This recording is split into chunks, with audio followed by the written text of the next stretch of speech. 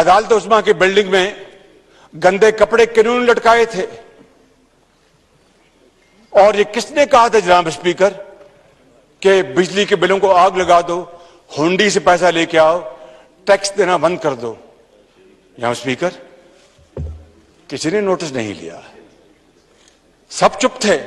यानी इतनी बड़ी, देखिए जनाब स्पीकर, अगर मुजीबुर रहमान, शेख मुजीबुर रहमान मरहूम अगर हार जाता तो गद्दार कहलाता, बिकॉज सीट लाइक सक्सेस।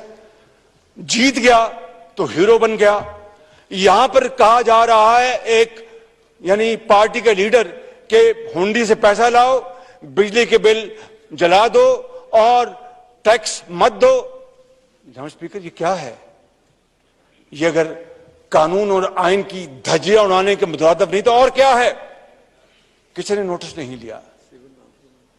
जनाब स्पीकर, जब चीन के हमारे मेहरबान सदर जब तशरीफ ला रहे थे सितंबर 2014 में, तो जनाब स्पीकर वजीर आजम ने, पूरी हुकूमत ने यानी मिन्नतें की कि भाई उठ जाओ यहां से, डी चौक से, 3 दिन के लिए अपना कोई इतनी बड़ी क्यामत नहीं आ जाएगी।